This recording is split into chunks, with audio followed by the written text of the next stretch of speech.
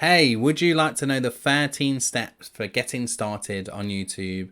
This is if you are new to YouTube, if you've not got a channel, this is the 13 steps that will help you actually get launched and grow a channel. Now, my name is Matthew Hughes, King of Video, and this is the YouTube Success Podcast. The reason why I'm talking about the 13 steps is we've got a free guide that you can get. If you head to YT, as in YouTube, YT, launchpad.co.uk, you can go and grab this guide, and I'm going to read some of the steps on the guide, give you a little bit more information about it, and then you'll see at the end, once you've got the guide, there's also an option to buy the YouTube Launchpad course that's available that will take you through each of these steps in detail. But I'm going to give you all the steps right now, so you can grab the guide. You don't have to, but if you want to, it's a beautiful guide. My wife makes these guides for us. They're graphically beautiful, and you can follow along with the steps in there. I'm going to give you the steps here. You can write them down if you want to, but I would say just go and grab the guide anyway. It's free. You don't have to do anything else to grab the guide. Just put in your email address. So the 13 steps, and there is 13 steps according to Matt Hughes, King of Video, and I'm going to go with step one first. So step one is setting up your Google account. You know, I missed this step out when we first put this course together. I didn't put this step because I thought everyone has a Google account, right? And then I had one user that came to me, one of my clients, one of my students. She said, I don't have a Google account. I don't know how to set one up. So I created a step-by-step guide on how to set up a Google account. So you must have a Google account. You head over to YouTube and it allows you to create your own channel. The second step in the guide is to check out the resources page. Look, the reason why I added this step in, the guide was originally 10 steps and we wanted to make it 13 steps. That's the real reason. I'm a very big realist. But if you go to, I've talked about the resources page on the podcast before, a couple of episodes ago.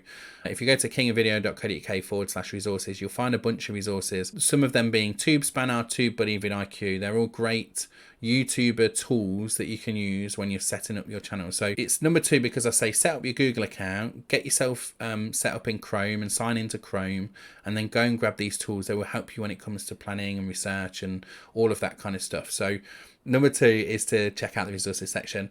Number 3 then is to create your channel. So like I said, you go over to YouTube, it asks you, do you want to create a channel? And then it asks you the type of channel.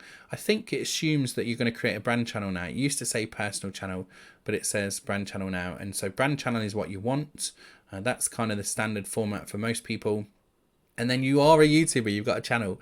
Of course, there's more to it than that. Step 4 is to create some channel art. Channel art, your banner, whatever you want to call it.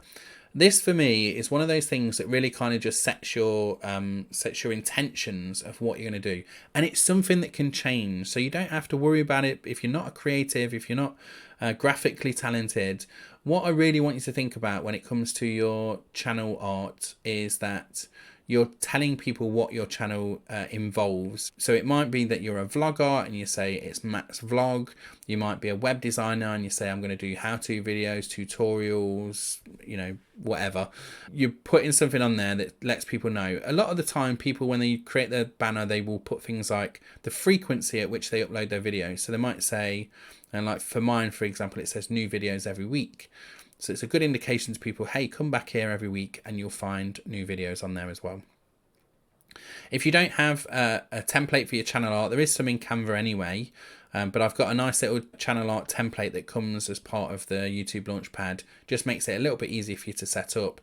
It's a little bit fiddly getting it working across all devices, so the channel art template really helps you with that. Step number 5 then is to upload and publish that channel art. So you go to customize in YouTube Studio, you go and find the branding section and then upload your channel art. And once it's there and published, then you've got yourself a branded channel.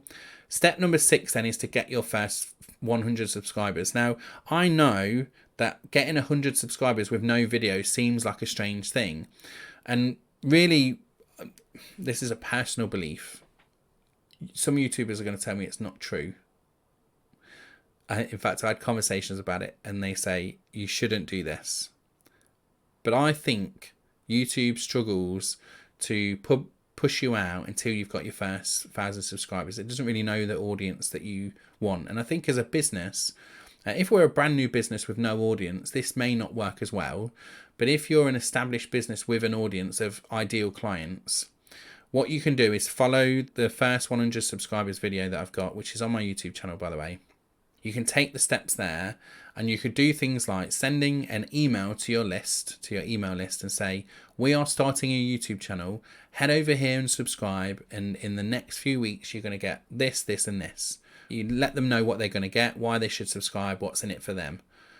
Right? Just that one action in itself is enough usually to get yourself 100 subscribers if you've got goodwill out in the world. So one of my clients did my YouTube challenge not too long ago. Well, it was quite a while ago, maybe 2 years ago. And she went out and she said, look, I'm starting a YouTube channel. I'm taking part in the challenge. I want to get to my first 100 subscribers. I think when your first 100 subscribers opens a few features as well. Anyway, she put out into the world, she said, I'm starting a YouTube channel. I'd love you to subscribe to me. If you are interested in the stuff that I've been putting out into the world, come along to my YouTube channel and subscribe. And everybody that I know that's done that has a goodwill in the world, that has a list, that has people that are following them, will get to 100 subscribers pretty much straight away. That particular person managed to get to something like 110, 120 subscribers in 2 days just by following that strategy. So you can do that. So that's step 6. Follow the tips in step 6. Again, it's in the Launchpad and on my YouTube channel. Step 7 is understanding your formula for your videos. So I call this the perfect YouTube formula. The only thing in the perfect YouTube formula, I need to update it really, is I used to have an intro video with all my videos. And as you know from the podcast, I don't have an intro. I don't necessarily think the intros are necessary anymore, or at least not long ones. Mine was about 10 seconds, something like that. And so the formula for me was always introduce what's in the video, have your intro, deliver the content, and summarize the video. And I don't necessarily see that that's the case anymore. But you'll see in the guide there, it tells you that very thing. So in this video, I'm going to show you X, Y, Z, then deliver the main content. Oh, I've updated it. So no intro video now. Then deliver the main content, ask for a subscribe, like at some point during the video, and then your closing remarks. So that's step number 7. Step number 8 then is to research your video ideas. So I know, again, it feels weird that we're coming up with the YouTube formula, that we've got the structure for our videos, but it's about is getting excited. So we've got ourselves 100 subscribers. We've already got an audience, so we're excited that they're waiting for us to publish video. We've got the structure of our videos. Now we're going to do the research, knowing that we've got subscribers, that we've got our structure. What videos are we going to create, right? And if you've listened to the previous podcast episode, I do talk about planning, and there's some great advice in there about research and planning, so you can take action there with that. Once you've done that, step number 9 is to create a video plan.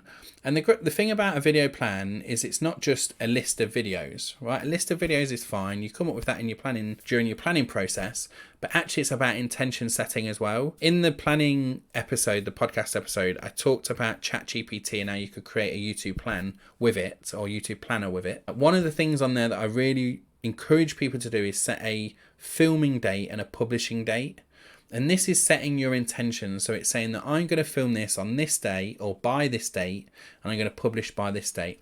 And what I ask people to do is set their filming dates in batches of 4. So I'd say like today, when I'm filming this, it's August the 14th. So I'd say my filming date is August the 14th. My publishing date is a month later. So I've got some time to edit those videos. I get you to do them in batches of 4. So you've got 4 at a time. That gives you a month's worth of content to publish if you're publishing 1 video per week. So creating that video plan and setting those intentions is super important. That's step number 9. Step number 10 then is filming and publishing your intro video. Again, when I'm thinking about doing this stuff, I ask you to film the intro video, very little editing the first time round, and get that published. But now you understand who your ideal clients are. You've got some of those subscribers. You know the format of your videos. You've done your research and you've got your ideas. When you're creating the intro video, you can tell people, hey, this is what you're going to get from this channel. This is the kind of videos, because you've done your research, so you know the kind of videos you're going to make. This is the kind of videos you're going to get. This is who I am, and that's it. Subscribe to the channel, right? So it's a little intro video, a trailer for the channel. Really, really gets you excited about that. It only needs to be sort of 2 to 5 minutes long. I've seen them as short as 2 minutes. 5 minutes is a sort of a good amount of time to get everything in there. Step number 11 then is to batch film your first 4 videos. So we talked about the plan. We've set our intentions with the dates. We now need to go away and film those 4 videos. Step number 12 is to create some attractive thumbnails. Now, there is a conversation that people have about creating a thumbnail first in order to then go and create the video. It's very well documented that Mr. Beast does this. He'll create 50 versions of a thumbnail, pick one of them, and then he'll go and create that video. That is one strategy, and it's okay for someone like Mr. Beast to say that that's the strategy he chooses. He wants to get excited about the videos, that kind of thing. You don't necessarily need to do that straight away. You can film your videos, and just remember when you're doing the batch filming for those 4 videos to go and create a thumbnail at the same time as well. It's always nice to have a thumbnail that has the same clothes on that you're wearing. If I've got a red top on today, I'd want a thumbnail that has the same sort of thing in the thumbnail. So it's to create the thumbnails. So now you've got your thumbnails, now you've got your videos, you've published your intro video. Now we can really get cracking. Okay.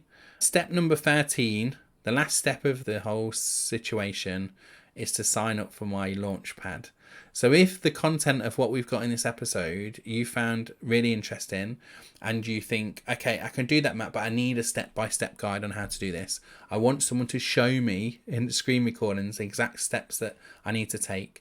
I want to know how to film high quality videos with my mobile phone.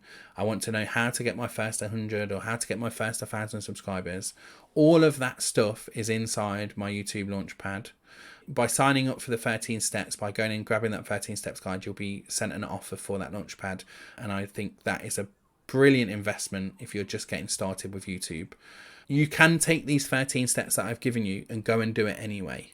But by joining the Academy and joining the YouTube Launchpad, you're doing it with us, right? I am there in that community helping you do this stuff. So take that offer up and get yourself started. All right, that's it for this episode. I hope you've enjoyed the 13 steps. I hope it's been valuable to you, even though, of course, I'm making you an offer as well. There's a lot of good stuff in there for you to get cracking. My name's Matt Hughes, King of Video, and I'll see you in the next YouTube Success podcast episode. Bye-bye.